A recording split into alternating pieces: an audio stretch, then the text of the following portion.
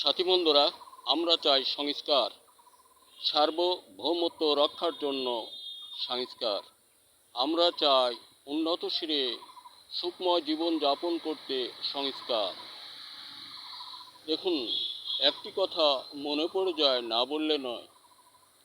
এক দাদা গেলেন তীর্থস্থান লাভ করতে। উনি কমাস পর বাড়িতে এলেন। এসে দেখলেন বৌদি অন্যের হাত ধরে কোথায় চলে গেছেন। এটা ওনার ফ্যামিলির সকলে বলল, অজান্তার পথে উনি পা বাড়িয়েছেন। এখন উনি ভগ্ন মনোরথী বেদনাময় অন্তর নিয়ে বাজারের দিকে গেলেন। বাজারতে পৌঁছাবার পর একজন বলল, দাদা, তীর্থে গিয়ে আপনি কতটা সুনাম করেছেন, তার অধিক সুনাম করেছে বৌদি বেরিয়ে গিয়ে। বন্ধুরা আমার,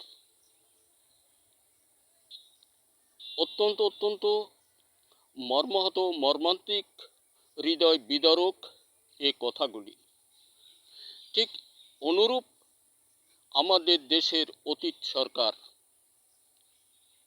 চলে গেলেন রাতের অন্ধে পালিয়ে, আর এই দেশের মধ্যে একটা হাঙ্গামা দাঙ্গা লাগিয়ে উনি পালাতক। বলুন, একজন দেশ প্রধান হয়ে আর একজন দেশ প্রধানের কন্যা হয়ে সে যদি দেশ ছেড়ে পালিয়ে চলে যায় আর এক দেশে, তাহলে অতীত ওনাদের বা ওনার অত্যাচারজনিত যে আচরণবিধি এই জাতিকে ধ্বংসের নামে ঘরগুলো করেছিলেন, পিলখানা সহ বিভিন্ন অঞ্চলে উনি যেটা আয়নাঘর করেছিলেন, এগুলি এখন হাহাকার ওনার অপেক্ষায়। এ দেশের মানুষের মনের এক বিরাট কথা। অনেক জায়গায় এই কথাগুলি জানা যায়। তাহলে বলুন, আমাদের কি হবে?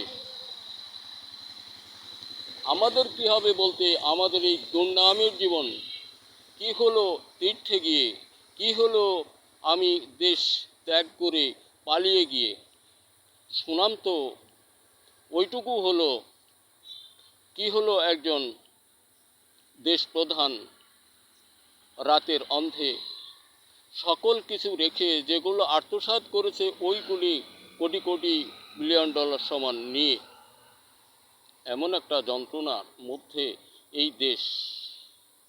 এই জন্য বন্ধুরা আমার, আমরা সকলেই স্বতঃস্ফূর্তিত অবস্থায় জাতি ধর্ম দলমত নির্বিশেষে দলকে নয়, দেশকে ভালোবাসি। সার্বভৌমত্ব রক্ষার্থে জাতির উন্নতশীলে উন্নয়নের পথে অগ্রগতি বাড়াবার জন্য আমরা সংস্কার চাই। সংস্কার ছাড়া আমাদের আদৌ সম্ভব না এই দেশ উন্নয়ন এবং দেশ সুরক্ষার কোনো ব্যবস্থা। দেখুন, আমি অনেক ভিডিওতে বলেছি, আমরা যেভাবে আমাদের আচরণ করি, ওই বৃহৎ দুইটা দল বলেছিল, চারা থবো না আর বেসন থবো না। আজকে গৃহযুদ্ধে ধ্বংস হয়ে যেত এই দেশের মানুষ, কিন্তু সুমহান সাহায্য করেছেন ডক্টর ইউনূস সাহেব দেশে আসেন বলেই সকল মায়ের কোল সন্তান সন্ততি মহানন্দে আসে। তার মধ্যেও চিন্তা সকলেরই, আমরা চাই সংস্কার। ডক্টর ইউনূস সাহেবকে দিয়ে দেশ পরিচালনা করার জন্য আমাদের কোনো ঝামেলা না থাকে। দেশের সকল ছেলেরা আমরা সকলেই সম্মিলিত প্রচেষ্টা চালাই, দলমত সকল কিছু বাদ দিয়ে সংস্কার করি, দেশটাকে সামনের দিকে আগায় নিতে ডক্টর ইউনূস সাহেবের হাতকে শক্ত করি এবং সকলেই স্বরচিত লেখার মতো ব্যক্তি গবেষণায় তৈরি আবিষ্কার করে বাজারজাত করার জন্য উন্নত শিরে থাকার এটা একটা মহাচাবি। আর দেশের কৃষক বন্ধু আমরা ফসল উৎপাদন হতে সরে না দাঁড়াই। আমাদের উৎপাদন বাড়াতে হবে। ধন্যবাদ। আশা করি আরেকটা ভিডিওতে দেখা হতে পারে।